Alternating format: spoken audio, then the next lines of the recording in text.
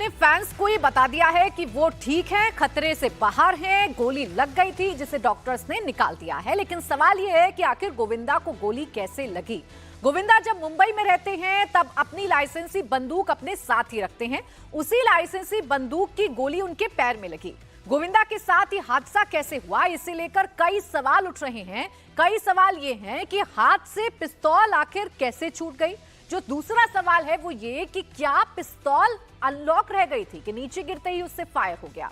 तीसरा सवाल ये है कि अगर पिस्तौल नीचे गिर भी गई तो गिरने के बाद पिस्तौल का ट्रिगर कैसे दब गया। सवाल ये भी है कि पिस्तौल लोड करके आखिर क्यों रखी गई थी। सवाल ये भी है कि अगर पिस्तौल लोड करके रखी थी तो इसके पीछे की वजह क्या है। गोविंदा सुबह सुबह कोलकाता जाने की तैयारी कर रहे थे। उससे पहले उन्होंने अपनी पिस्तौल की सफाई की, ड्रॉर में रख रहे थे, लेकिन ड्रॉर में रखते वक्त वो जो पिस्तौल थी वो नीचे गिरी, फायर हो गया। अब सवाल यही है कि लोडेड पिस्तौल की क्या सफाई की जा रही थी, और अगर पिस्तौल लोडेड भी थी तो नीचे गिरने के बाद उस पिस्तौल का ट्रिगर कैसे दब गया कि गोविंदा के पैर में गोली लग गई। गोविंदा को पुलिस सुरक्षा भी मुहैया कराई गई थी। ऐसे में उनके साथ ये हादसा कैसे हुआ है, इसका सच जानने के लिए पुलिस फिलहाल पड़ताल कर रही है। मुंबई पुलिस ने गोविंदा गोलीकांड की जांच शुरू कर दी है। पुलिस को अपने कब्जे, आपको जानकारी दे दें कि फिलहाल गोविंदा की जो पिस्तौल है उसे भी कब्जे में ले लिया गया है। जिस कमरे में मिसफायर हुआ उसे बंद कर दिया गया है। पुलिस अब उस कमरे का पंचनामा करेगी जहां ये घटना हुई है।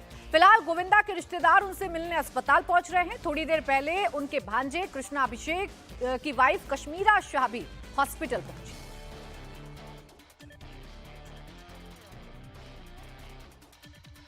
देखिए, गोविंदा की जो हालत है वो फिलहाल स्थिर है। राहत की बात यह है कि गोली निकाल दी गई है, लेकिन गोविंदा को गोली कैसे लगी, अब ये सवाल है जो फिलहाल सबके जहन में है।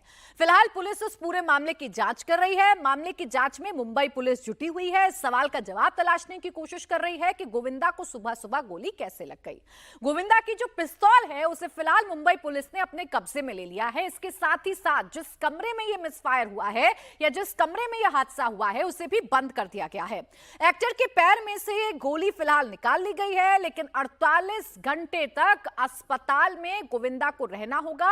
48 घंटे बाद उन्हें अस्पताल से डिस्चार्ज मिलेगा। वजह यह है कि गोली लगने की वजह से गोविंदा का खून ज्यादा बह गया है, जिसकी वजह से उन्हें ऑब्जर्वेशन में रखा जाएगा। 48 घंटे बाद गोविंदा को अस्पताल से डिस्चार्ज किया जाएगा। गोविंदा को CRIT केयर अस्पताल में भर्ती कराया गया है।